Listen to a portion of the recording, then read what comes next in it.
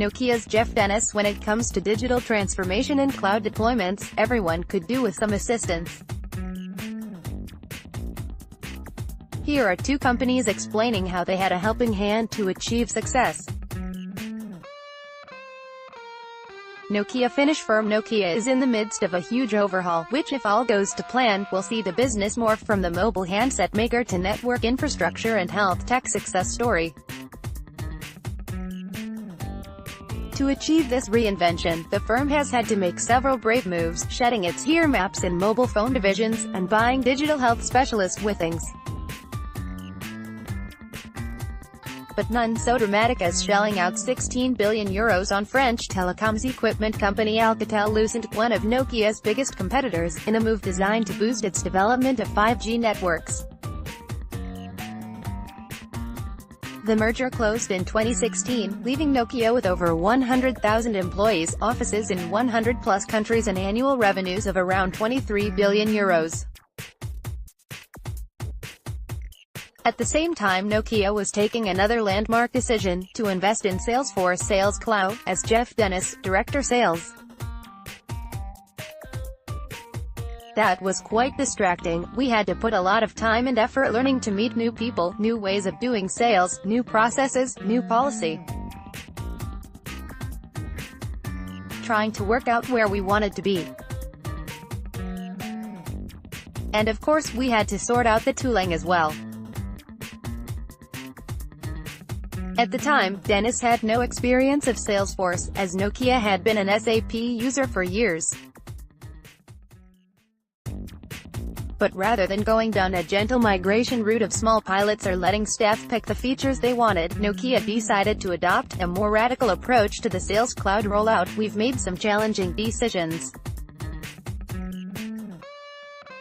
We said no customization. If it doesn't work out of the box, the company won't do it anymore.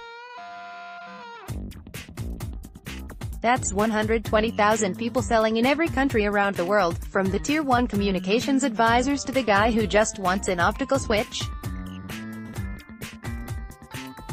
We're going to turn around and say your way of selling, your way of doing service, your way of doing pricing, you're not going to do it because the software doesn't support it. That was a career-defining opportunity for us, but it's going well. To match the firm's brave approach to Sales Cloud or nothing, Nokia also decided to bypass more tried and trusted versions of the product, and jumped straight onto Lightning. Dennis says, "We just said we are not going to anything old. We've got a very old Salesforce system in the acquisition we bought, we won't go ahead with that. We've got an SAP system that is decades old. We'll start afresh," and Lightning worked. The project was delivered in rapid time, according to Dennis. By month 4 of the project, 1,200 users were on Sales Cloud. After 6 months, this had jumped to 8,000, and Nokia is now pushing 10,000 Salesforce users.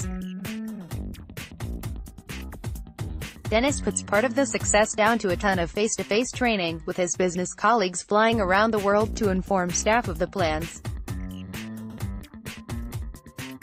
Nokia also asked for help from the experts themselves, Salesforce.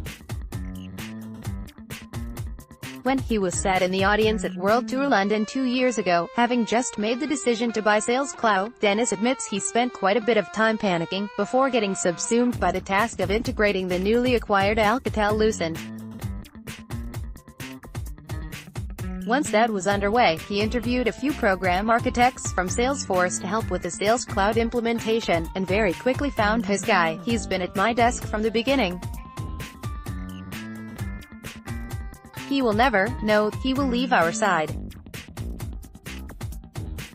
He's also there not just to help us make the project work, this project's finished now, but to get us ready to do it on our own." We've had quite an unpredictable massive expansion. We started with Sales Cloud, we moved into Partner Relationship Management, CPQ, we're doing customer portals now, getting into Service Cloud. None of it is what we expected. With that massive global network of experience he's able to bring, he's able to whisper in my ear, go that way, don't go that way, think about this option. There's never one right answer, but we know that when we listen to this guy, it's going to send us down the right path. Now that Sales Cloud is embedded into the organization, Nokia is moving on to its next project, to transform care services via Service Cloud. For this, the firm is more focused on the benefits of the available training resources, rather than relying on its own army of staff flying around the world. Dennis explains, the best decision we made there, and I wish we'd done it when we started Sales Cloud, is you don't come to that project unless you've done the trail mix that I wrote for you. Trailhead, you can go in there and build your own path. We put the trail links together. You can do it in 15-minute slots or 5-minute slots. Everybody has to do it before they come on the project. And that's been brilliant. Now everybody walks in the room and they've got an idea of what's possible, as opposed to being on the project but not knowing if they really want to do this as they love their old tool. Now they've been through the trail mix, they do know what it can do. They can ask the questions of the Salesforce team. That's been really helpful. As well as being a fan of the Salesforce Trailhead online training portal, Dennis also rates the firm's Success Cloud, remarking he wished it had been available when Nokia was embarking on its Sales Cloud rollout. Success Cloud, which launched last year, and the wider Salesforce community of 5 million members have the common purpose of connecting customers with experts that can advise and share knowledge, whether that's other customers or Salesforce staff. SThree. This expert base was key for STEM recruitment firm SThree when it came to choosing new technology to run its core recruiting application on back in 2014. Gareth Hayes, managing partner, global marketing at SThree, recalls why the firm chose to build its app on the Salesforce platform. The software bit we have, it largely worked. The bit that's been valuable for us is the services side. Why were we doing this thing in the first place? It wasn't so that we could have some software somewhere, it's so that we would have people who would help us understand how to transform the organization. This isn't a toy for the marketing people. This is about how do we get 2,000 recruitment consultants to do things differently with millions of candidates who apply for jobs every year.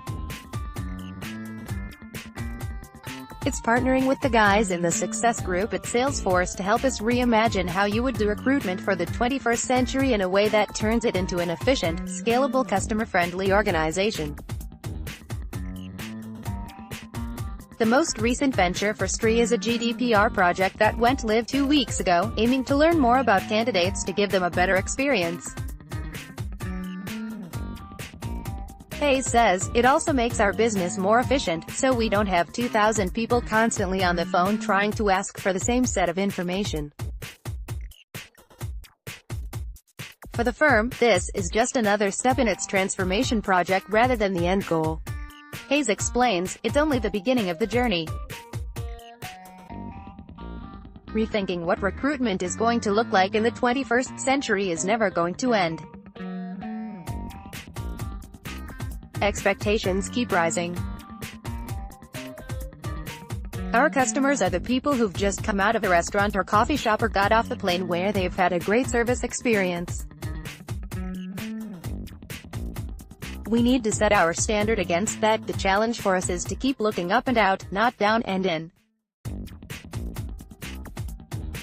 Image credit, Madeline Bennett, Fotlia Alpha Spirit Disclosure, in Nokia and SThree presented at the Salesforce World Tour in London. At time of writing, Salesforce and SAP are premier partners of Diginomica. Read more on Cloud Platforms, Infrastructure and Architecture, and Customer Experience Digital Enterprise in the Real World Productivity Use Cases.